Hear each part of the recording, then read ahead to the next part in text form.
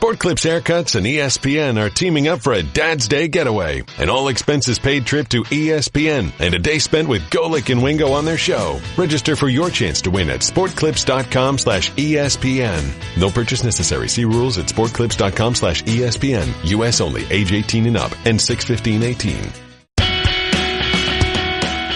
This is the Best of Golic and Wingo podcast.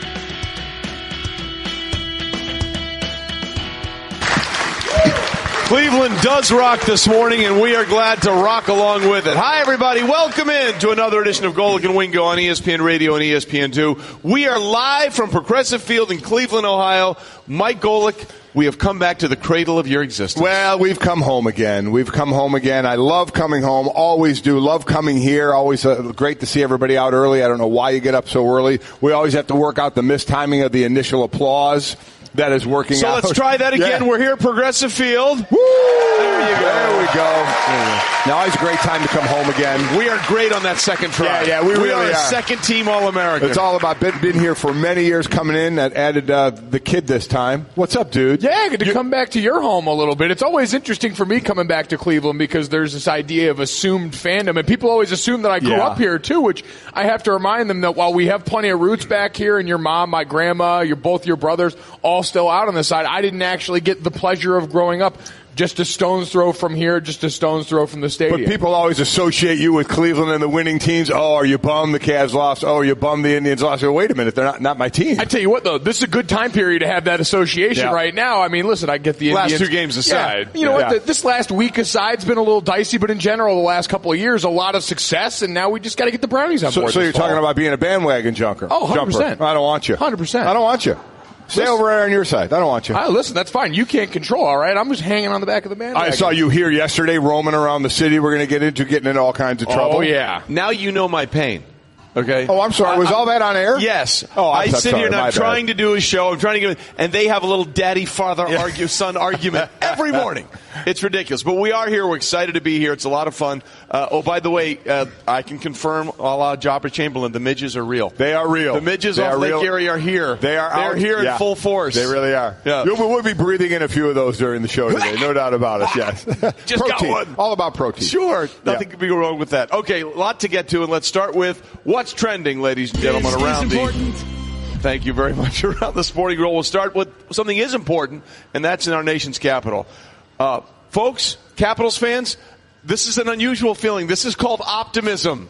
You're one win away. The Washington Capitals beat the Vegas Golden Knights 6-2 in D.C. and are now the 34th team to take a 3-1 series lead in the Stanley Cup final since it went to a best-of-7 format in 1939. The good news, 32 of the previous 33 have gone on to win the Cup. Yeah. When's the last time? Remember, it was 1942, I believe. Yes. Yes. Well, but here's the bad news. The Capitals only 7-5 all-time in best-of-7 series after going up 3-1. So everything is saying it's there for the Caps except the Caps' history itself. Yeah, but we can't say a whole lot about the Golden Knights' history because they don't have any history. They've lost 3 games entering the Cup final, and they lost the last 3. They've only lost 3 going in to the Stanley Cup final. A lot of it.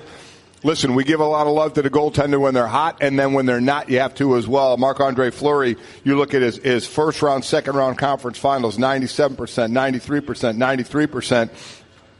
Saves. Here it's just 84%, so it's gone down. He's had a tough one. The Golden Knights in this one early. How many times? 2 or 3 times they hit the pipe. Oh. I mean, it's one of those where you just wonder if it's just not going to be your night when it happens, and then all of a sudden Washington just went on an absolute roll up 3-zip after the first period. That was all she wrote. Yeah, we heard about the hockey gods earlier in this series. Well, someone was again looking out for Holtby in this one wide open net that James Neal just sends off the pipe. So much so, I heard that he had one of the managers or one of the assistant coaches on the team kiss his stick. He did. The guy actually kissed his stick and he scored. It worked. Yeah, it didn't score enough, obviously, but there was a man kissing the paddle. There you have whatever works. In a world full of hockey gods, there's no really surprise to me that stick magic would be involved in this. Word is they went out to dinner after the game. Yeah. Here's the best part. To your point, though, the last team to blow this kind of lead was the Toronto Maple Leafs in 1942.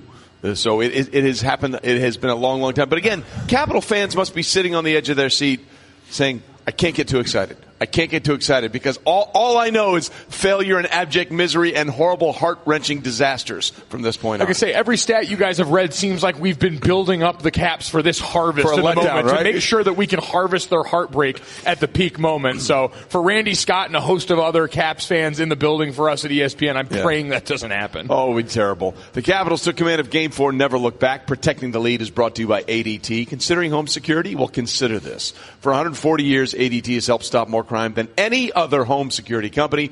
Visit ADT.com to learn more. We continue with what's trending. And the Yankees split their doubleheader with the Tigers yesterday in Detroit, and Aaron Judge set a record. Oh, boy. And it's not a record he wants. No. Judge became the first ever player to record 8 strikeouts in a doubleheader, including 5 in one game, or as we like to call it, the Platinum Sombrero in the nightcap. It's getting too used to that. Well, he and Giancarlo Stanton each have won this season. I think that the team, I should say, is getting more used to that. Judge is now second in baseball with 83 strikeouts. Only Joey Votto has more with 85. Stanton is third with 76. So you have number 2 and number 3. This was an interesting one in the nightcap. It was Stanton who got hit by Mike Fiers, the pitcher. Yep. Now, that's the same guy a couple of years ago that hit Stanton in the jaw. Right. And, I mean, that's why he wears that protective hit him in the face. It was a horrible situation. Fiers hit him again. Hit him in the arm in this one. And Stanton stared him down. That's a big man to stare you down going down the first baseline. Catcher gets in the way. They work things out. Later in the game, Stanton hits a home run off of him. Goes like a golf shot. Hits a home run off of him. Does a bat flip. Circles the bases. And when he crosses home plate, he kind of does a flip and point at the pitcher. And he even admitted after the game, someone said, "Did you point to him after?" And he kind of paused like he didn't want to say. And he said, "Yeah, I pointed at the pitcher." He said, "Is what it is. What are you going to do?" And those are the moments that I beg baseball players not to fight it. You understand it goes against everything in the nature of the sport, but in that moment, you've got a genuine, what we could call, I mean, in NBA circles, that would have been a full-on beef. We've seen Instagram fall out from it. This can at least stay concentrated on the field, but a great moment for him, and certainly for Judge, tasting a little bit of what his teammate had earlier in the season, but an even bigger story with the Yankees and us, actually, that we'll get to in a little bit. Involving a doubleheader. Yes, it does. And we will get into that a little bit later, but I do love what Judge said after the game when he was talking about it. I'm assuming one of the reporters said, "Hey, that was a rough day." Yeah. He responds, "That's not a rough day. That's a terrible day." Yeah. But then he got out. But this is why you love guys like this, and especially when they're young kids. They say this. But the beauty of baseball is that I get to wake up fresh, new at bats tomorrow. Yeah, and he'll hit some long home runs that'll make people forget about it. Exactly right. And he'll strike out again, but hopefully not 8 times in a doubleheader one more time. We continue. And we stick to baseball. Madison Bumgarner will make his first start of the season for the Giants tonight. Opposite the Arizona Diamondbacks, Bumgarner began the season on the DL with that fractured finger on his left hand. It was his second DL trip of the career. The other came for last season with that left shoulder strain in a dirt bike accident. Remember that? How about that? You're getting ready to start the season. You crash on your dirt bike, and you start on the DL. So he's coming back. Obviously, he has been absolute money. Especially in the postseason for a team trying to get there. Also, he's big at bat as well. His hitting is pretty impressive. He hit at least 3 home runs in each of the last 4 seasons, so he's got the big stick as well. But they all know how important he is to this team, so good to get him back. Yeah, seeing guys like him and Kershaw out of the lineup has been kind of an unfortunate change-up for the little, not change-up in Kershaw's case, but unfortunate to see them out at a time, knowing the heat both of them bring to those matchups. For me, Mad Bum will always have a special place in my heart because of the most elite wedding photos ever taken, but also elite on the mound, and they're certainly glad to have him back. Yeah, this is still close. Only a game and a half out. Diamondbacks up at the top of the West, so, good battle going on there. Dodgers are 2 out. Really, last place Padres are just 4.5 out, so a close division all the way around. Look, if you told the Giants you would make it into June and you'd be at 500 and only a game and a half out without Bumgarner, you take it. You take Absolutely that in a heartbeat. Right. Yeah. By the way, I do love the fresh, unique, and interesting perspective that Junior always brings to the show. All I think of about Madison Bumgarner is going out there in that World Series and like pitching on 1 day's rest and whatever. I'm going to stay in until it happens to be done. You prefer talking about his pictures, his wedding pictures he took with a cow. Well, yeah, the livestock he got as well. I mean, I think it is pretty impressive. I think it's important to note. I just want to paint a full picture. Anybody can look at stats. Yeah. We give you the inside I'm not looking at stats. I'm looking at a freaking hero out there on one day's rest. I'm looking at a hero too. That cow needed love like everyone else. There you go. Okay, now we've gone to cow love. All right, this is we're off to a very, very inauspicious start today. Don't worry, we had cows in there before. We got goat news later on. Very livestock heavy show. In about 3 minutes, I think we'll be talking about goat yoga, which I'm looking forward to in no way, shape, or form. We continue. Now, this is interesting. All right, day one of Major League Baseball's 2018 amateur draft was held on Monday, with the Tigers selecting Auburn right-handed pitcher Casey Mize first overall. He became the third player chosen out of Auburn in the top 10, joining Greg Olson and some guy named Frank Thomas. Yeah, heard of him. That worked out okay. But here's where it gets really interesting. The ninth overall selection by the Oakland A's was Kyler Murray. Now, why does that matter? Kyler Murray is projected to be the starting quarterback at the University of Oklahoma, replacing Heisman Trophy winner Baker Mayfield, whom the Cleveland Browns took first overall in this year's 2018 NFL Draft. Feel free to applause at any time. Yeah. Browns fans, I put that on a tee for you there. Can we get everybody here some coffee, please? But here's the problem. Kyler Murray is slotted to make about $4.1 million as the ninth overall selection in the draft. And he says his plan is to play football this fall. Yeah, again, he's projected starter, but there is a quarterback competition going on. He's talking about playing football. He's 5'11", so we're going with the 5'8". Yeah, he's listed at 5'11", which means there's no way he's 5'11".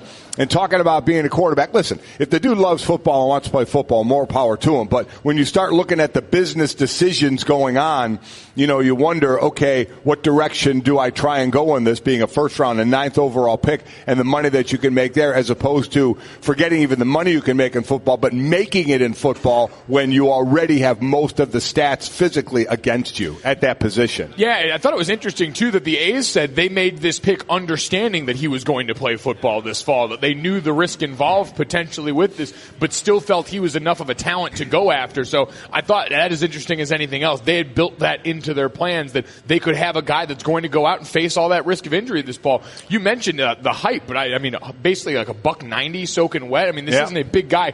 Incredible athlete. Saw broke off one of those long runs last year when he was in doing spot duty for Baker Mayfield. So there's plenty of talent there. I guess maybe he's looking at Baker Mayfield and say, wait a minute, 6-foot quarterback just went number one in the draft. So maybe it can still happen. And if his love of football is more than his love of baseball, I don't know. I don't know the young man personally to know where that is with him, but going back to play football after a lot of money staring him right in the face. Well, the one thing that's unique about this situation, and it sort of punches holes in the NCAA theory of what college student athletes are.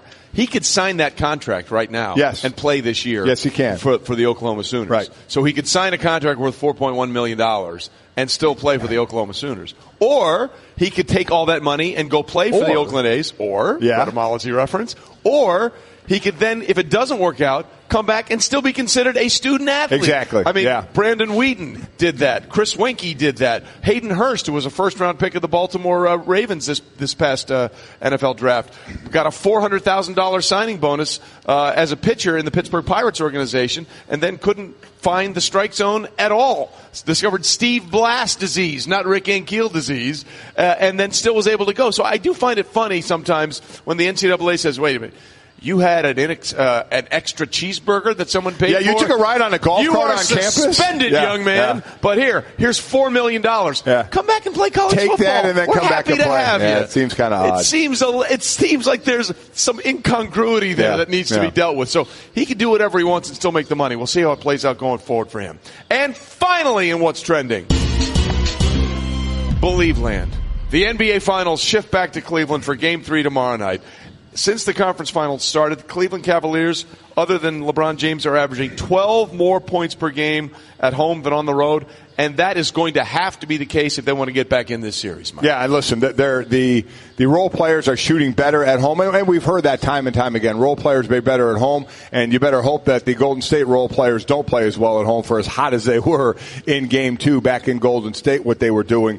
But that's what has to happen. We know as far as LeBron is concerned, it's the 8th time in his career he's trailed 2-zip in the best of 7. He's 3-4, actually. So he's looking for his 4th win there. I think it's going to be very difficult for him to do. But just like in hockey for the Golden Knights. All the Cavaliers can do is control one game. They control the game tomorrow. That's it. Try and get one win and build from there. And that's all the Golden Knights can do when they go back to Vegas. You just look at that one game, get that one game. This one at home for Cleveland. So hopefully their fortunes turn a little bit. And it's going to, you know what you're going to get out of LeBron. It's all going to come down to those role players. This was the game before the series started. I said they had the best chance of winning, was coming back home because of the stark difference and because, listen, Golden State has shown that they are imperfect this year. They are not the unstoppable juggernaut. They're a team that waxes and wanes in effort and attention span, and they're a team that we've seen get pushed already.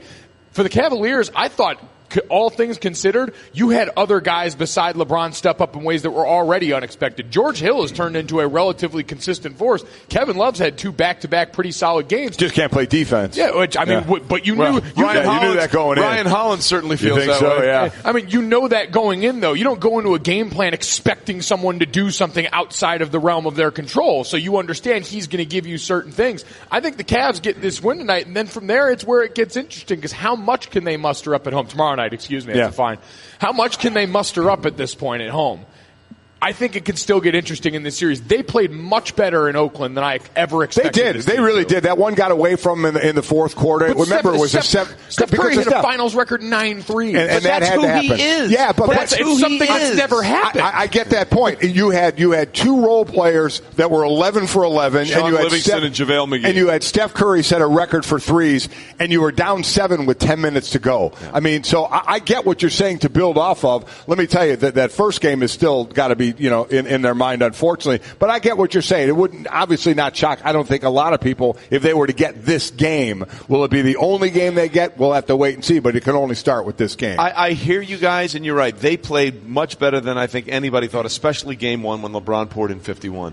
But at the end of the day, 2 moral victories amount to bupkis. No, I get it. But there are no moral victories. They got to beat them, and they haven't proven they can beat them. They've proven they can play with them. They haven't proven they can beat them. Yeah, that's fine. I mean, if you're talking about a young team who needs to, quote, learn how to win, but we're talking about LeBron James leading this team. The guy knows how to win in a big stage. That's not an issue for me. There's a how to this, and their how so far had them outscore the Warriors in the third quarter, which we thought was the unstoppable rebel force. Yeah. I get they still lost by 19, but I'm saying that took an otherworldly effort. That took a finals record type effort and a guy who blocked himself at the rim the game before and JaVale McGee going perfect from the field. I hear what you're saying, but again, he hit 9 threes and they took him out with 3.5 minutes to play. No, to the point. He could have hit 12. I know, but I think that's even more to the point. That's saying look at what it took for them to win. Again, I look at 19, but I look at sections of the game and say where the Cavaliers were. They never had the lead in game 2. And it was a wire-to-wire win for right. It was Steph Curry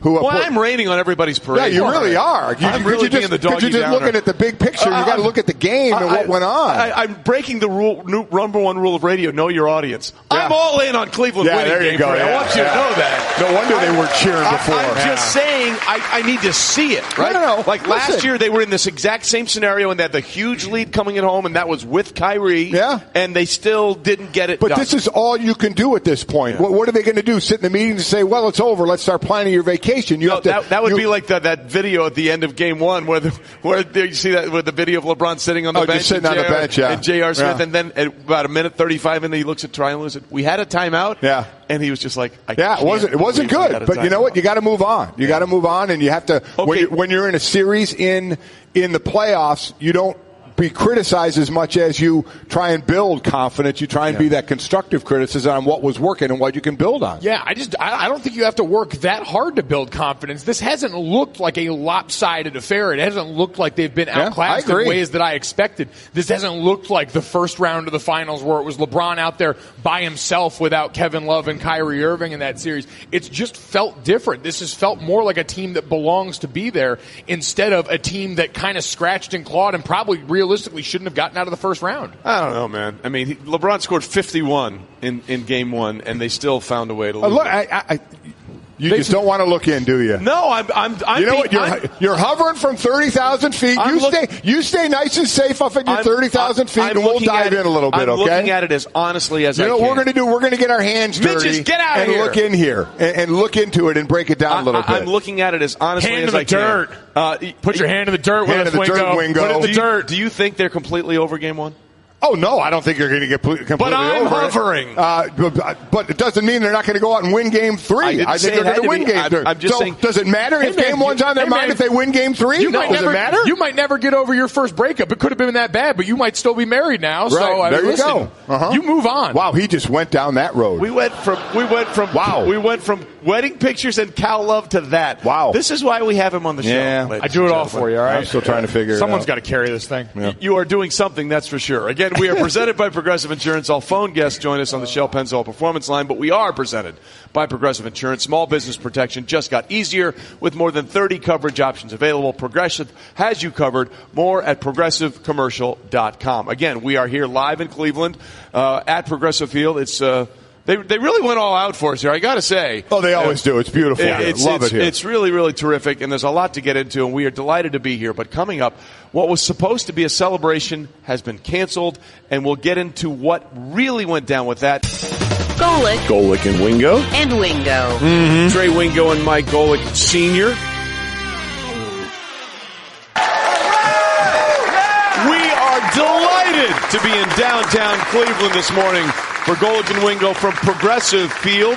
It is turning into a beautiful morning, by the way. If you're watching on ESPN2, good for you. If you're not, let's paint a picture for him, Mike. The sun is just coming through the clouds over at Progressive. I feel like there's something ethereal going to be coming down from the sky. It looks so nice. I don't know what ethereal means, but it's really pretty out there. You know what it means? It's the opposite of your phone. This is, by the way, is Mike Golic's phone. As soon as he got here today, he dropped it right out of the car. I did. We got out of the car. I dropped it. One beer in, by the way. As it was falling, I went to catch it, and not only did I not catch it, I actually pushed it to the ground harder. And as soon as it hit, we all knew that it shattered. And now my thumbs have little cuts on them because I'm trying to text it. It's not good.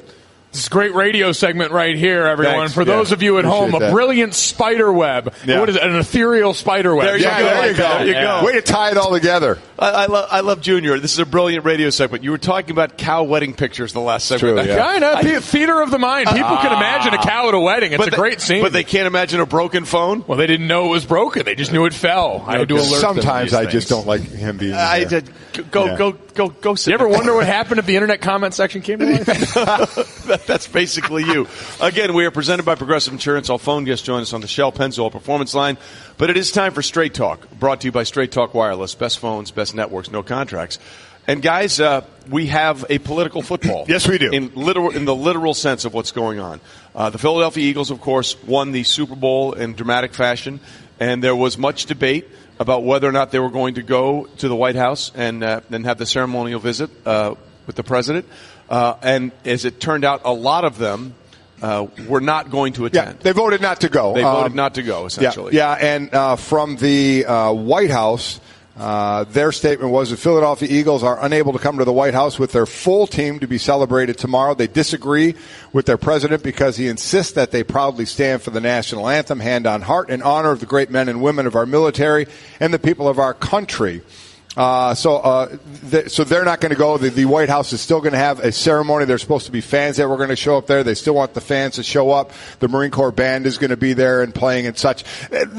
Listen, my thought on this isn't the first year or will be the last year that some players aren't going to want to go to the White House. For whatever reason, we have seen this. This isn't the first time with this president, with Donald Trump. It's happened with former president Jake Arrieta didn't go for the Cubs It's happened before. So whatever people's reasons are, it's their reasons. My thought has always been if I ever won the Super Bowl, whether I agreed or disagreed with what the president is doing, I'm going to the White House. You know, so that was my thought. And if somebody didn't want to go, that's their thought. I'm not going to sit there and have a heated discussion with a teammate if he doesn't want to go. That's their choice. I said that all along. I would be one that would want to go. I got to go to the White House one time when George Bush was in office. Greene and I went, and I mean, it was unreal. It was for Little League, for T-ball, to be analysts at a T-ball game on the lawn and then had dinner at the White House. And it's amazing, just because you're there, that people don't agree with who's in that president's time, just ripped us for going. And I'm like, I went to the White House. I was going to the White House. I wanted to go to the White House. And if I won a Super Bowl, I would go to the White House because I wanted to go to the White House. I'm not making it political. I know It's got a little deeper this year. I do understand that part of it. But there is a clarity here. They were still, whoever was going to go was still going to go. Right. There was a large percentage that said they weren't going to go. No, I know that changes. They were uninvited. That was just one part. that was just the first part of my comment. Okay. Yeah. Well, you took a long time getting there. Well, we have 4 hours. So continue. I mean, but then that's the point. So you want to go then, but then the whole thing gets pulled, and obviously there's nothing you can do about it. But overall, my general feeling that has been my thought all along about going to the White House. And that was the Eagles' thought. You heard from Torrey Smith and Malcolm Jenkins and all these guys. Chris Long, when he was originally asked about this a long time ago, said, I probably wouldn't go, but I would never want to stop any of my teammates from having that experience. And that happened to him last year when he was with the New England Patriots. The Patriots went, Chris Long did not go. And so the whole point of this becomes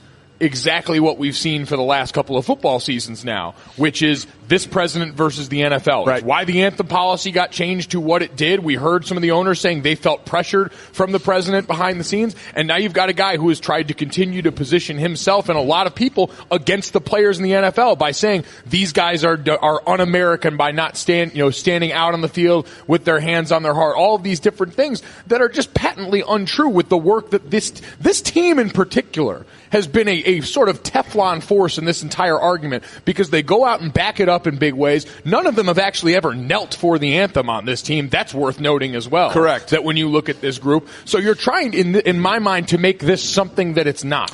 Well, what it's turned into is literally a political battle. That's what this has become. It has nothing to do with anything else. And by the way, the uninviting by the White House is essentially them getting ahead of the idea that maybe 15 or 20 only a few people. That's exactly what this is all about. They didn't want that bad look. This is about trying to save face on both sides. Right. That's what this is. I agree. And as I said, players have done this before. This is the most hands-on moment, though, we've had with a president who got involved with the NFL when the protests were going on, and it has now got to the point where the league has made a policy about it because of all of that. So while I say it's your choice whether you want to go, and that hasn't changed, it is the most direct hands-on we've had in I think ever as far as reasons why players don't want to go and president being involved in their sport. And to me, the most practical at this point, like you just said, this was a president that had a direct butting of heads with this group of players, so much so that we saw that response when they were called out,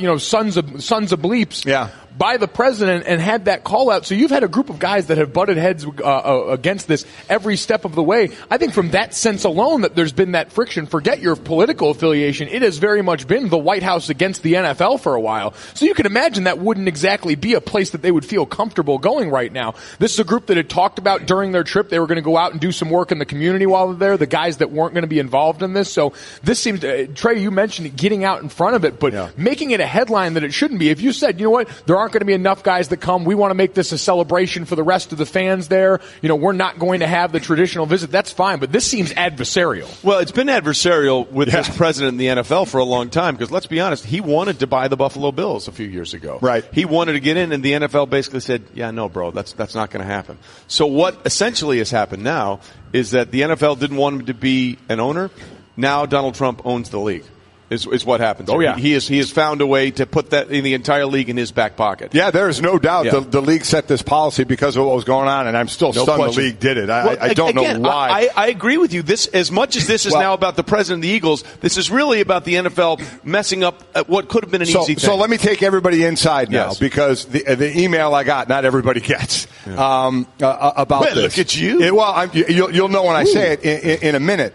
But that's exactly right of getting involved. I don't know why the NFL got involved with this when it seemed like it was all going away from a protest side. And it goes back to the coalition of players who even had trouble amongst themselves in meeting with the league. Well, I got an email, as all former players did, from the Players Association, and it laid out everything. So if you want to know where this has gone, for those that, and again, disagree, agree with the protest, whatever you want, but for those that are saying, well, what has happened because of it? Well, I just got a long email on one of the things that's happening because of it. The coalition of players that met with the NFL, it lays out everything about money that can be donated, matched, the amount of money, which can be up to $500,000 for a year, and even more than that in each of the 32 cities where teams are playing, and where the team gets involved, where the players get involved. I won't go through the whole thing, but just know it all got laid out. Finally, it laid out in a long email of just what's going on with helping in the community between police and citizens, schools, teachers, the whole thing. It got laid out, and it's a nice plan. I know some of the players wanted more and didn't agree with it all, but what was laid out there is going to help in a lot of communities. So for those that ask what concrete things happen, there was something concrete that I saw in that email that can happen and have great potential to happen in 32 of the cities where the NFL is played. So we'll see where it all goes. Everybody has their opinion about it. I get it.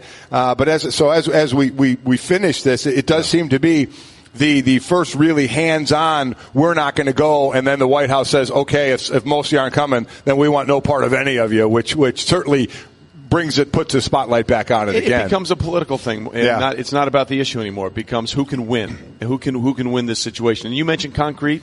Well, there's a player that is with the Eagles that has been more concrete in doing things and not just saying things than anybody, and that would be Chris Long. And he played for free. He played for free this year. He donated his entire 16-game paychecks to certain charities that he deemed worthy. So if you're looking, well, what are they doing besides the protest? Take a look at one of the guys that's sort of involved in this entire thing, and that would be Chris Long. He basically decided to put his body on the line for free this year. And, oh, by the way, if you want to check out his charity, waterboys.org, they do wonderful things where they are building wells to get clean drinking water to people all over the country, especially in Africa where it's desperately needed. So, yeah, Malcolm Jenkins mentioned he's talked to people on both sides of the aisle. These are guys that are trying to go out there and do good work. And this just seems like another instance where you're trying to just reopen this wound if you're the White House side. And that seems unfortunate to me that we can't ever seem to get to a place that's past that we have to keep finding ways to re-aggravate. Are you saying it's divisive right now? Yeah, and I always have tried to be someone that sees the glass half full. So again, you can have whatever opinion you want. I just want people to know that there are concrete things going on. There are people that are being helped by players, whether you agree with how they went about it or not. That's your choice, and that's fine. But I just want to know the glass half full. There are programs that are going in place and people that are being helped with because of this. There's a lot of that going on, and that needs to be talked about as well. Golic. I tell you what, a great sports night last night, no doubt about it. And Wingo. What a day, what a show, what a time. 1, 2, 3, 4. Hey everyone, Mike Golic here. Support for the Golic Wingo podcast comes from our friends at Rocket Mortgage by Quicken Loans. Chances are you're confident when it comes to your work, your hobbies, your life. Rocket Mortgage gives you that same level of confidence when it comes to buying a home or refinancing your existing home loan. With Rocket Mortgage, you can apply simply and understand fully so you can mortgage confidently. To get started, go to rocketmortgage.com/Mikes. Equal housing lender, licensed in all 50 states, NMLS consumeraccess.org number 3030. Washing my nose, oh yeah. I'm a shower curtain, and I do one thing, keep water from leaking everywhere. So you see why I feel useless compared to Geico, who does so much more. Like, not only could Geico save you money, but they've been around for over 75 years. And they give you 24/7 access online, over the phone, or on the Geico app. And they've got a 97% customer satisfaction rating. They do all this while I have to listen to this chucklehead. Oh, good, he stopped. Washing my toes. Oh, great, an encore. Geico. Expect great savings and a whole lot more. We are delighted to be here at Progressive Field in Cleveland as we get set for the shift in tide. And the wind has just shifted, by the way. It's now blowing in. Yes, it is. Yes, it is. It's going to be difficult to knock it out of the park here today. Here at Progressive Field, Mike Golic Jr., Trey Wingo here, and ESPN NBA insider Brian Windhorst on with us, giving us the Straight Talk, brought to you by Straight Talk Wireless. Best phones, best networks, no contracts. So, Brian, Straight Talk. The Cavs played a very competitive game in Game 1 against the Warriors. Probably should have won it. They played a fairly competitive game again in Game 2. They actually outscored the Warriors in the third quarter, which never happens. Mm-hmm. But they ended up losing by 19. So they've had two competitive games. How do they actually win a game tomorrow night? They make their three-pointers. The Cavs winning the Eastern Conference was probably what they're going to accomplish this year. LeBron has referenced this without saying those exact words, where he said, I just want to get the most out of this season. And I think they have, all things considered. What's strange about it is that they don't make their threes anymore. I don't know why. They were one of the best three-point shooting teams in the league all year. The defense that the Warriors threw at them in Game 2, which was trapping LeBron, picking him up full court, forcing him to give the ball up. Their roster was designed to handle that exact situation. They're just not making their threes, not only percentage-wise, but volume-wise. I mean, they made 9 threes in Game 2. Steph made 9 threes in Game 2. Yeah. They're a team that needs to, regardless of what the percentage is, they're a team that needs to and has made 13, 14, 15. That's their game. They just haven't been doing it the last 2 series. And granted, the Celtics are a good defensive team. The Warriors are a great defensive team, but they're missing open shots. I think the stat of this series is off LeBron passes, which a lot of times means you're open because LeBron's being double teamed. The Cavs are shooting 32% on threes, 32% on really uncontested 3-pointers. So that's got to be more like 42%. Ideally, 45%. But that's really the big thing. You're not going to design a defense in the next 24 hours that is going to be able to stop Kevin Durant, but you can hit your 3-pointers. You can, and there's a significant difference of players not named LeBron James when they're on the road or at home. On the road, those other players have averaged 61 points at home, 73, 25% shooting for threes on the road, 38% at home, and as you said, they'd like that even a little bit higher. So we'll see. And as you mentioned, there's not a lot X's and O wise you can do, but you made a great point. We played it a lot the other day about how even though Golden State won that first game, even though some think maybe it was a little lucky, they still made some changes in how they defensed LeBron, picking him up full court, double and making him get rid of the ball. And he got frustrated for the fact that nobody else was moving. And my point to that, Wendy, was this kind of an offense used to doing that, kind of standing around and waiting for LeBron to do something. So all of a sudden you're asking them to do something that they weren't used to do. It just turned out to be a bad mix for a team that was in it for a lot of that game. Yeah, that's the other thing. Normally the Cavs play the first 3 quarters that they played in Game 2. They're ahead. Yeah. They're ahead. Yep. Right. You're playing against a team where if you have 5 great possessions, congratulations, you need 17 straight great possessions because you have a bad 90 seconds and you're down 12. Yep. And that's what happens when you play the Warriors. That's the task at hand, and that's the reality. I mean, if you're the Cavs, the reason they're so bitter is that they had Game 1. They had it. I mean, there's going to be, you play the Warriors 7 times, you play the Warriors 4 times, they're going to slap you in the face a couple times. You're going to get the fish slap. There's no question about it. And you're just going to have to go back and head back to the bus and say, we'll try it again. They weren't slapping them in the face in Game 1. They let that one go. That's what the difference is between making it a good series and not. Do you take advantage of the ones that come your way? And the Cavs didn't last year. They could have won Game 3 last year and made it a series. They didn't win Game 1 this year. Will they get another chance? We'll have to see. Well, to your point, as NBA insider Brian Windhorst is with us about the threes, it is significant. We looked at the numbers, and it's just crazy. Like, in the regular season, since this team became what it is, it was remade 4 times, going back from the start of the year to now, 43% of their threes. Playoffs entering this series, 36%, and just 25% off those from LeBron for wide open, basically catch and release threes. Yeah, in the second round against Toronto, they played well. They shot 41% on threes. That's good. That's very good. It's not great. It's good. If the Cavs shot 41% on threes in this series, we'd have something. Mm-hmm. Yeah. And I mean, we could go over X's and O's for the next 2 hours, and it would be boring because there's certain things that you're not going to be able to accomplish. But those 3-pointers are everything, and it seems simplistic, but they made 9 in Game 2. They made 10 in Game 1. If they make even 12 in both games, I'm not even talking because they had one good shooting game in the last 2 series. That was against Boston, Game 3 here in the conference finals. They went 17-34. Right. Okay, 17-34 is not realistic. It's outrageous. But they make 12 threes. It changes everything. You take out that game where they're 17-34. These last 8 games, they're shooting 28% from 3.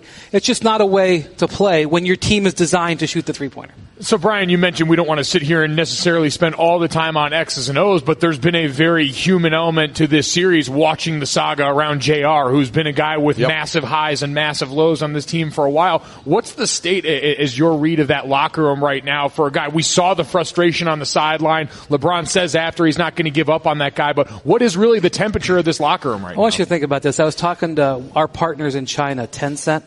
Tencent has the broadcast rights in China, okay? For Game 1, at the end of the game, in the last minute, they had 51 million streams going on at that game. Wow. We had our peak audience that time on ABC with over 21 million viewers. That means just between China and the United States, not Mexico, not Canada, not Croatia, whatever. Not all the people watching illegally. 70 million people saw JR screw up. Okay? Then on a micro scale, okay, let's say JR doesn't know that. I haven't told him. I'll just leave that alone. He walks into the arena the other night, and they cheer for him, and they chant MVP. Yeah. He's going to one of the most savage things I've heard in a long time, by the way. He's going to live with that. I mean, he was 70 million people. He made one of the mistakes of his life, or at least his career. His life's been a little complicated. But show me the person who's going to come out of that and just be A-okay. I mean, they sort of made a joke that, if anybody that can handle this, it's JR because he's made a lot of mistakes, but. Show me who's going to come out of that. And that's a tough one. The footage of the huddle, I had an opportunity to see it the day after, but the footage of the huddle is now out there. Right. And you could just tell, because in that moment, LeBron knew that they had botched it. And ideally, in that situation, LeBron's going to rally the troops. Right. But in that situation, he knew that they had botched it, and he knew they had an opportunity to take one that would change the tenor of the whole series. He was aware of all of that in that second. And it's hard for any team, any player to come back from that. Listen, I completely agree. And even from a normal situation of a mistake, but this one was so out of the realm. That's people. So many people were saying, boy, when that happened, why isn't someone calling a timeout? Why isn't someone doing this? I think because nobody expected JR to dribble the ball out and make that type of mistake. So everybody was a little bit stunned at what went on. So again, you can't forget it. You're human. I get it. So as we move on, I want to look at the bigger picture first, at least from my side of it. It looks like Golden State going to win this thing. So if they win this series, what does that do to this offseason? Does it still make it we're going to try and create a super team somewhere to try and compete with them? Or do you still kind of wait for another year or two, just kind of build slowly to when they're not going to be the superstar team they have? Man, this offseason is going to be really interesting because some team out there is going to have the opportunity to swing for the fence, and it's a question of whether they will. I think more than one, right? So we have LeBron in play. We have potentially Kawhi Leonard in play. We have Paul George in play. So we have three players right there that could potentially be added to a team that could challenge Golden State. Ideally, some team would get two of them. Or a team that has a great star or two great stars in place would go out and do it. But there isn't a team out there that is set up perfectly to just welcome them in. Somebody's going to have to take a risk. Somebody's going to have to put their neck on the line to say, we're going to make a risky trade here, or we're going to go all in on like this season. Are there general managers out there who are willing to do that? We don't see a lot of gutty general managers out there, to be 100% honest with you. I think Danny Ainge is a gutty general manager. I think Daryl Morey is a gutty general manager. Other than that, show me the track records. Yeah. Some people are going to have to go outside their comfort zone. Like the Lakers concept of executing this, what they think is their dream of getting LeBron, getting Paul George, maybe getting Kawhi Leonard. You're asking Rob Pelinka and Magic Johnson to do something that they have zero track record they've proven to do. And so maybe they will. The Philadelphia is another team that's somewhat in position to do that. We don't even necessarily 100% know who's going to be the general manager there. So I'm looking at this and I'm seeing, opportunities, and I can construct cases. Who's going to actually do it? Right now I'm betting on nobody pulls it off, and I'm betting on the Warriors being here a year from now, assuming health. All right, we'll talk more about this a little bit later because Brian Windhorst is with us for the full hour, NBA Insider. But I want to get back to one thing that Mike and I were talking about earlier. And the standard that LeBron has to live up to, I think it's never happened before, okay? You look at his line in Game 2, 29 points, 13 boards, and 9 assists, or 13 assists and 9 boards. 29, 13, and 9. People are like, he played okay.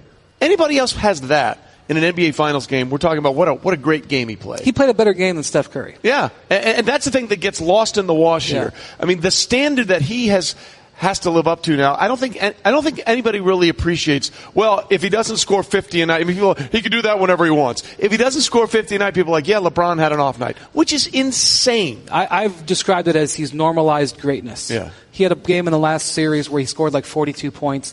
Tristan Thompson came up to the podium, and the first time he was asked about LeBron was the 8th question. Yeah. Because we're guilty of it too in the media. Oh, yeah, LeBron had 42 tonight. What about that play in the third quarter? Right. Yeah. He's normalized greatness. And in like the Jordan conversation, the way I look at it is, if you've elevated higher than any single peer, if you literally have no peer in your profession, and they have to search the history of your profession to find a peer, you are the winner. Yeah. And along those lines, we talked about this a little bit yesterday as well. I believe, and I think Mike agrees with me as well, if he plays long enough, he's going to take down Kareem's scoring record. of 38, right? Yeah, I mean, and then he might be top 5 assist-wise. And we did the math of the guys that are like the top 5 assist guys. The highest point total is 45th. And now we're looking at a guy who may be the number 1 leading scorer and the top 5 assist guy of all time, which is unheard of. Well, he has had more steals in the playoffs than any player in NBA history. Yeah. Steals in the playoffs. All-time leader. I mean, you look at some of his body of work, and I think what this season has showed us is his body of work is not done. Yeah. And that's one of the things that he's got to look at this summer.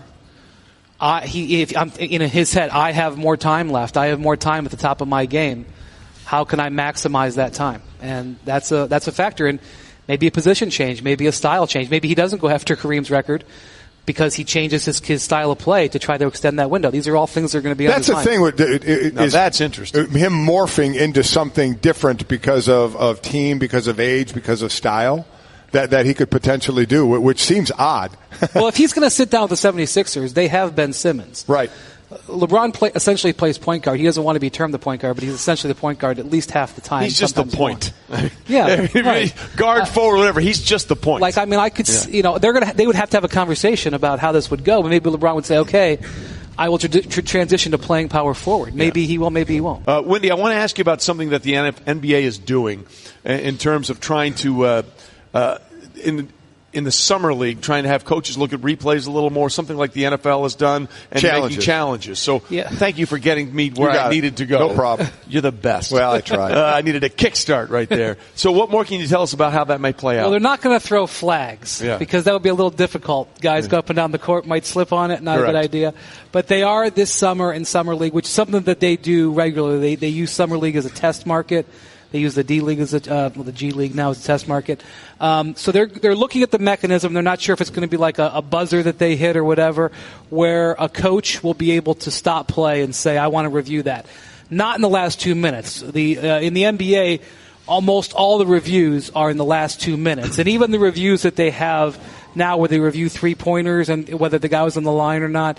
Those happen in timeouts during the middle of the game. So while it does seem like there's what are we replaying here? If they sometimes replay, for flagrant fouls, but now, essentially, if a coach doesn't like something, he can hit the buzzer and say, "Look at this." But not during play, right? You can't stop play, can you? I don't think they can stop live play, but certainly if it's a foul, possibly they don't agree with, they can say, "Go look at this." Now, to me, I don't think this is going to fly. Because I think that if it's going to be about subjective calls, in other words, that guy didn't hit my guy on the elbow, that guy didn't slide in time. I don't think that the officials are going to stand for that, to be able to have their calls reviewed like that. And if it's about black and white calls, like on the line or over the line or whatever, then I think it's going to be kind of a rare situation. I mean, are you really in the middle of the second quarter, are you going to debate whether a guy stepped out of bounds or not? I don't know. So it's not something that's going to happen in the NBA next year. It's just an experiment right now. But it is something they're going to experiment with in Vegas. It makes me think immediately of the call that we saw at the end of Game 1 of the Cavaliers, LeBron James stepping in to take that block charge that gets reviewed because it's a line review, but then you have the subjective nature of the call in there. So how different would that really be when all of a sudden you just transplant that to the middle of the game as opposed to that last 2 minutes? Because in my mind, that was the refs using that as a tool to review a subjective call. There is one play this year that explodes out of my mind. There was a play in Oklahoma City where the guy went baseline in the final moments of the game and got a dunk to win the game. And the officials didn't call him out of bounds, so it was not reviewable. And so that was a situation where there was no, what they call in the NBA, there was no trigger to review it. This would give the coaches a mechanism to force a review in a non-review situation. But we're talking about an pretty rare element. And same thing with that play at the end of that Game 1. That play, which overturned a subjective call, it's the only time you can do that, and it's very rare that it happens. It's only happened a handful of times in the last 5 years. It happened to happen at the worst possible time. Could they possibly look at that rule and change it to review a subjective call? In my eyes, is ridiculous. Is there any way they look at that and say, okay, we're not doing that anymore? It would be like reviewing pass interference. That's what I said. NFL. Yeah. When you're trying to decide whether or not he was in or out of bounds, right? I just can't see that happening in the NBA. I do think this. You can't see them changing that rule? I can't see them adding the way where you could review a subjective play and say he didn't hit the guy on the elbow. But how about the rule that's in place now? Will they change it and not let you replay was supposed to be whether or not he was outside the restricted area. That rule is so rarely enforced.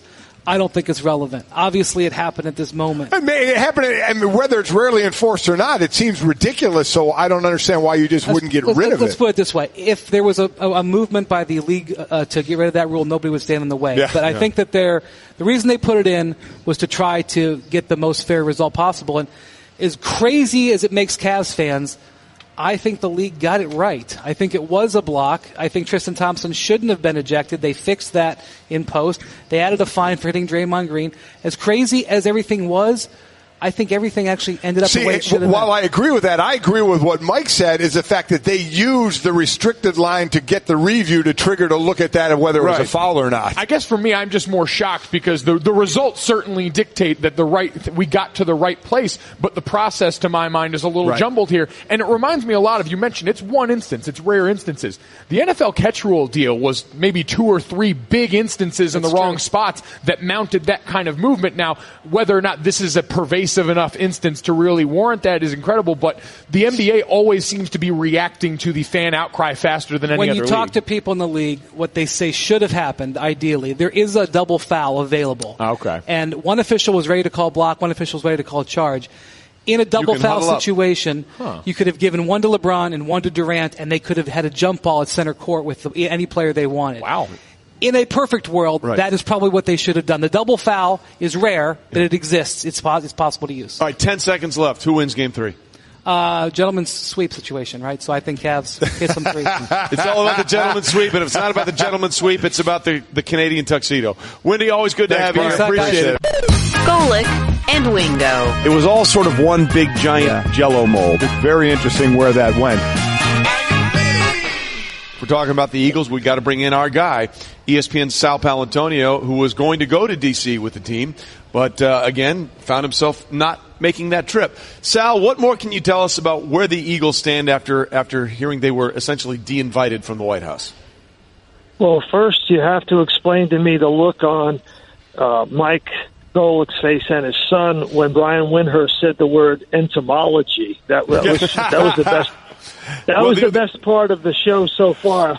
Sal, the only reason they had a reason that we have a segment on Wednesdays called Brettomology with our researcher Brett, who goes origins of words. You're right. Otherwise, they would have been swimming upstream. But again, we digress. It's always good to see and hear Brian Windhorst on your show. He does such a great job covering the NBA.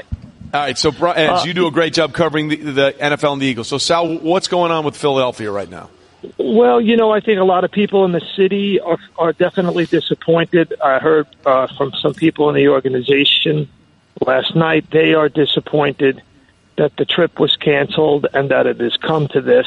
When you win a Super Bowl, the final stamp of it, the final exclamation point, well, maybe not the final one. The final one is when you get your ring and you can celebrate in front of your fans, which the Eagles will do in the opener, and I'll get to that in a second because I think that's an important element of the story, is that you get to go to the White House and visit with the president and have this celebration on the lawn of the White House, of the People's House. It is called the People's House, and so people want to celebrate their championship. But now it has become such a polarizing issue, and it has spilled over to the point where, it had to be canceled yesterday. It was canceled by the President of the United States. But I know people are disappointed. But, going forward, I think it's important to note, Trey, is that this issue is not going away, despite what the NFL tried to do in their league meetings in Atlanta. It's not going away.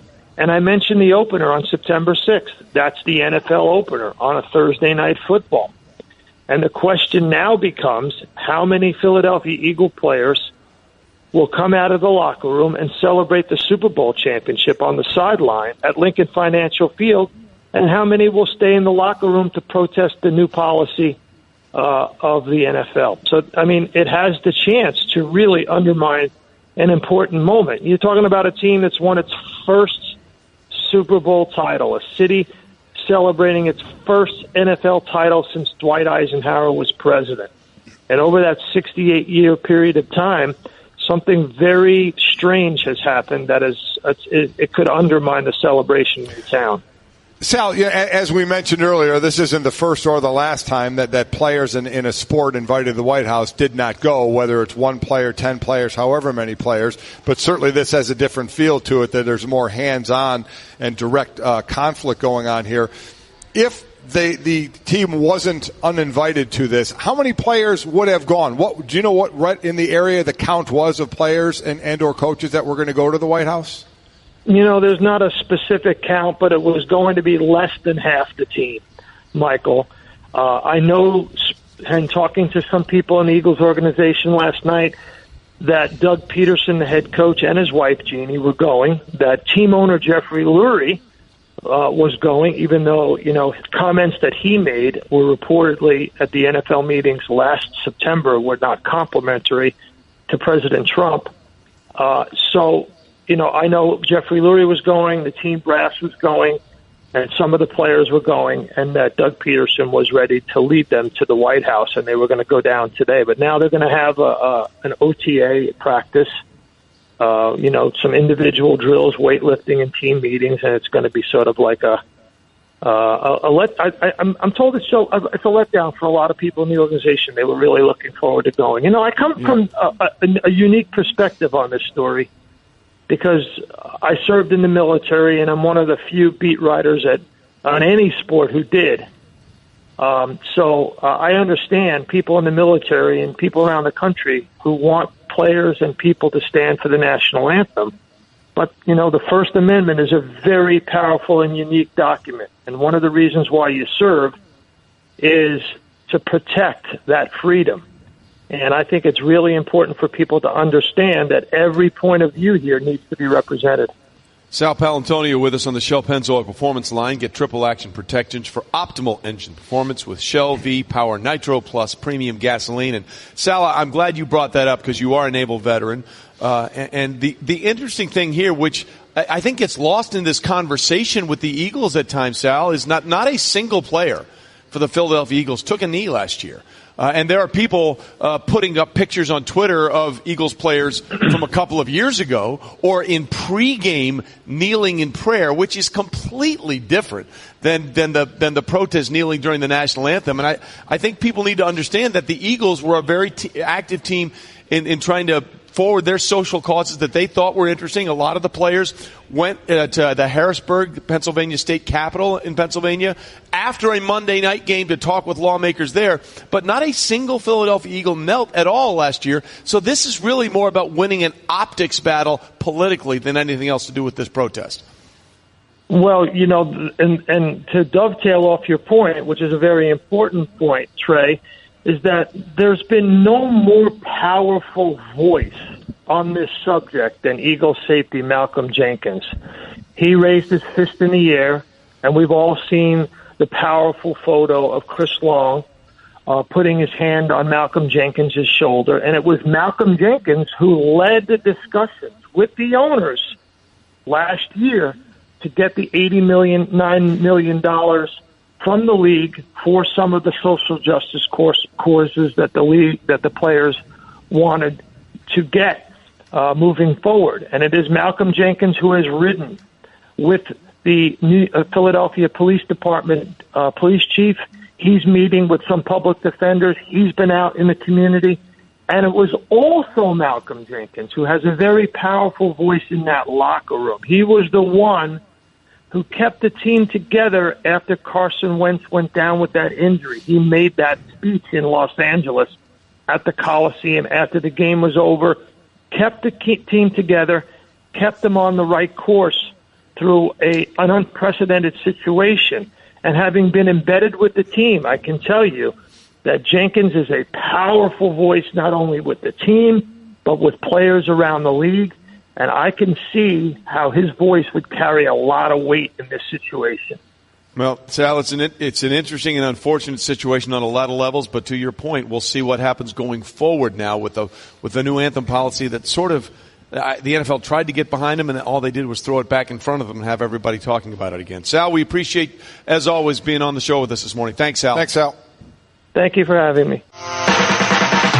Golic and Wingo. Let's not expect too much. There's only one person out there that's expecting way too much out of this guy too early. We know who that is. It's his father.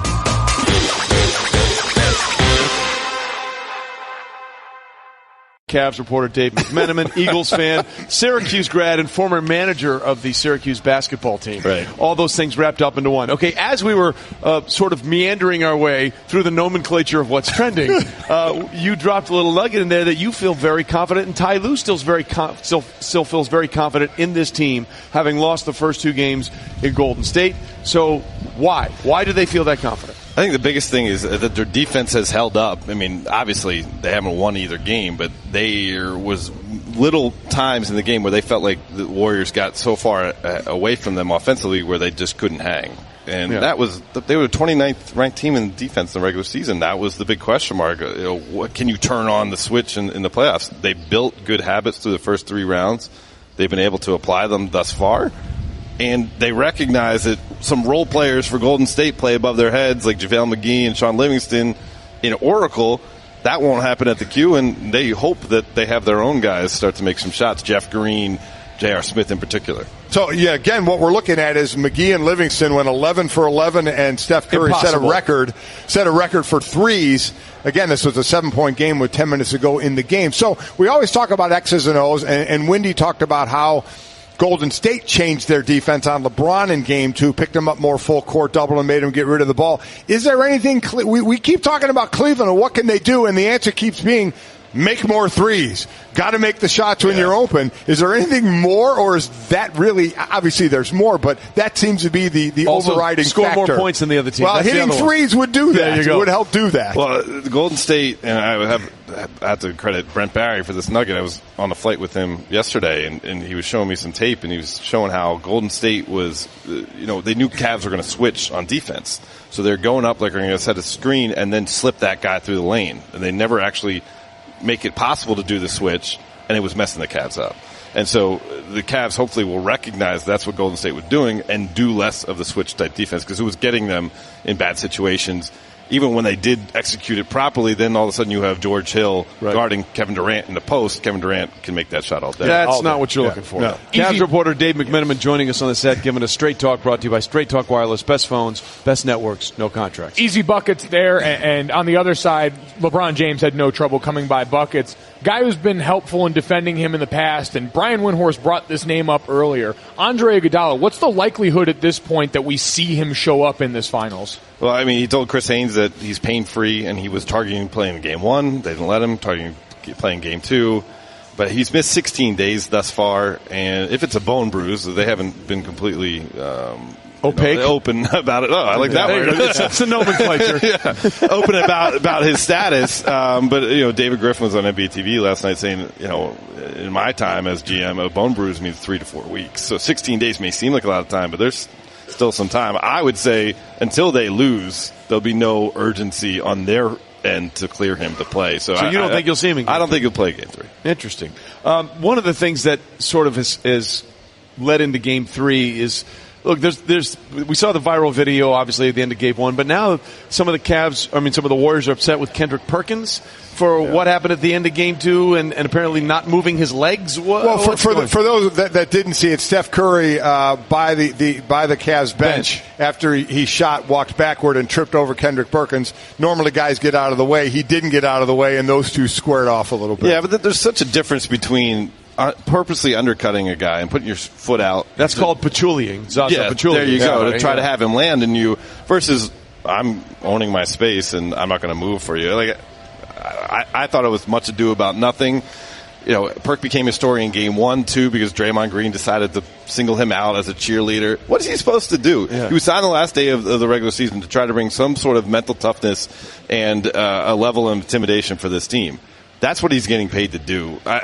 he's not trying to be dirty. He's not trying to trip the guy. I have no problem with it. By the way, he's doing this in a coat and tie for those that are wondering. Right. He's not playing. And he also got in a little word with Drake right when they were playing Toronto as well, did Kendrick Perkins. So. People get real comfortable because Perk's wearing that suit thinking they can go up and try him right now. This is the NFL version of people trying Donald Penn. I never understood that, and I don't understand why people feel like they need to go Donald Penn being the outstanding offensive lineman for the Raiders. But here's the other side of that. If you're not playing and if you're in a coat and tie and not contributing at all, should you be doing anything that gets any attention your way? But apparently he did contribute. He just did that.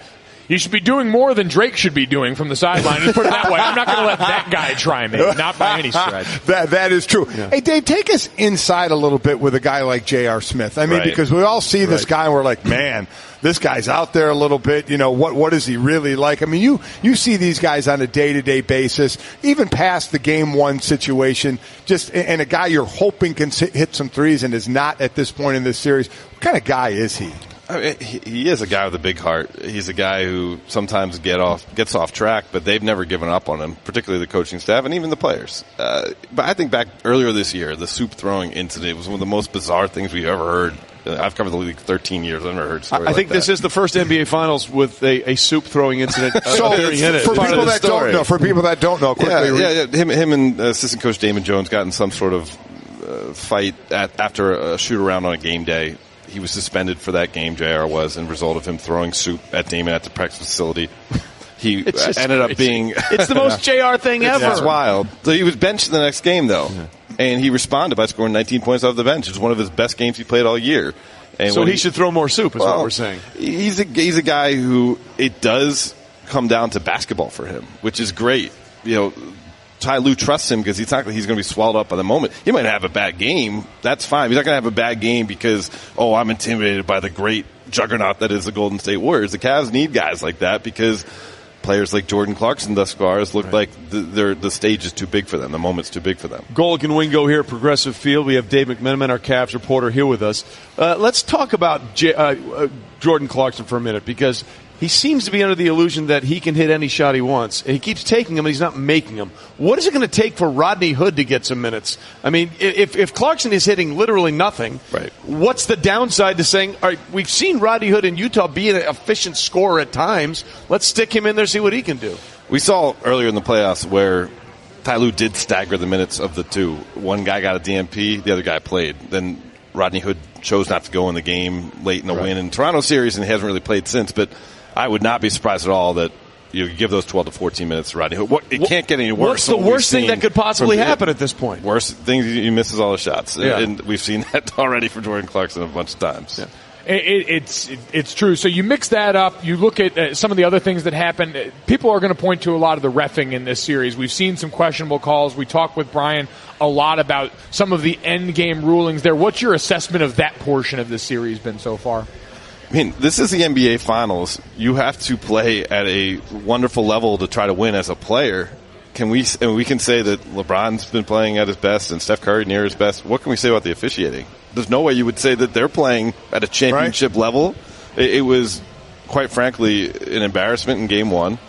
And the carryover to Game 2, there were still some really poorly officiated plays. Now, it didn't have the same consequences as Game 1, but it's still the same bad look. When the official NBA referee Twitter account comes out yesterday and say, we missed that one where two guys in Steph Curry and Klay Thompson smashed into LeBron James when he's in the air trying to catch a pass, and then he gets subsequently tripped. Yeah. How do you miss that? I don't know. And Mike Callahan is a very well-respected referee around the league, but again, if we're going to hold these players to such a high standard, the referees have to bring their A game to the finals as well. Along those lines, one negative that has come from that, as I said, I think the officiating's been bad on both sides.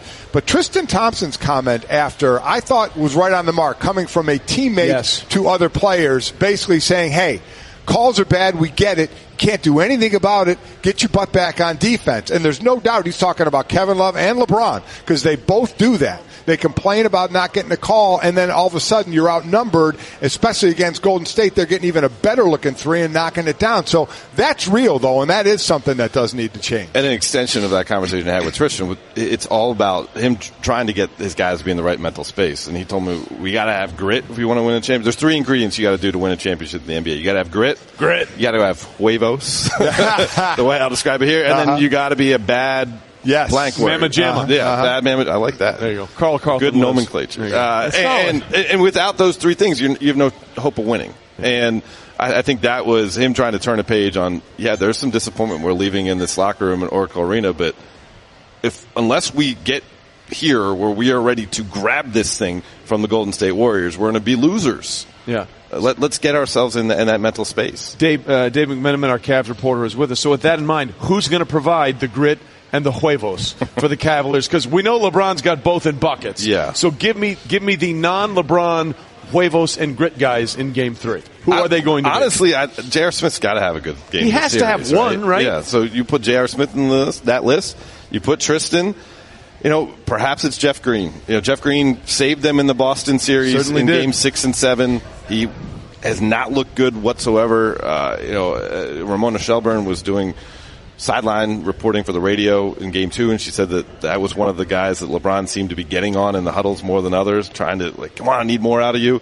Add him to the list. Unless they get 3 or 4 of these guys to show up, it won't be a long series. I think of grit when you mention that, and I think of a name that hasn't been brought up and looking forward to this game much, and that's Kyle Korver, because I remember he's a guy that's been targeted on defense like Kevin Love was, responded with that 3-block game that we remember from prior series. Is he a matchup issue in this series? Is he going to be a tougher guy to get on the court with Golden State, or is there any hope that he could maybe be a guy to provide that 3-point spark? The tough part is, so defensively, they make him work. They go at him, whoever it is. I mean, if he's guarding Klay Thompson, or if he's guarding, Draymond Green, there's going to be more looks given to that player. And then does he have the energy as a 37-year-old to run around off screens to still get open? I mean, he's only taken, I think, 4 shots in the series. That's not because he's turning down open looks. I mean, he's not able to separate himself offensively from the guys who are being very sticky on him because they know that, hey, this is one guy we want to target on. If he gets going, that opens up the rest of the offense.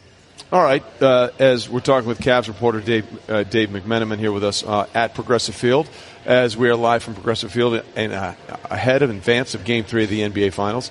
From the Warriors' perspective, and we've talked so much about Cleveland because obviously we're here in Cleveland, but from Golden State's perspective, I mean, how confident are they right now thinking, hey, look, we've taken 2 pretty good shots from the Cavs, and we're still here up 2-0, and we really haven't played to our full potential yet? They have to feel good. And you add in the ace in the hole factor in Andre Iguodala, where it's like, in case of emergency break glass, you get a finals MVP off your bench. It's pretty good. But Steph Curry is playing. Break glass for finals MVP. That's very good. He's playing as well as he's played against the Cavs in the finals over the last 4 years. Kevin Durant shook off an 8 for 22 performance with, I think he ended up 9 for 13 or something like that in Game 2. As long as their 2 best players are playing at their close to their peak, that's why they are who they are. They have 2 current MVPs on their roster.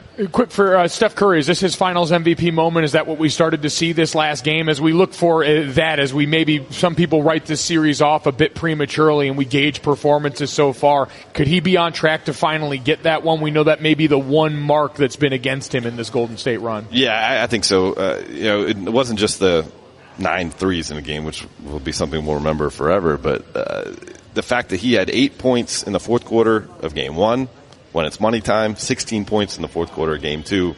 Obviously, he's been the guy when they need to have separation between the Cavs. He's been the one who provides it. And that's, to me, that's what MVP is all about. And had the dagger 3 at the end of the first half in Game 1 that tied it instead of the Cavs walking off the floor thinking, hey, we felt pretty good about ourselves. Another bad moment for J.R. Smith went for the steal.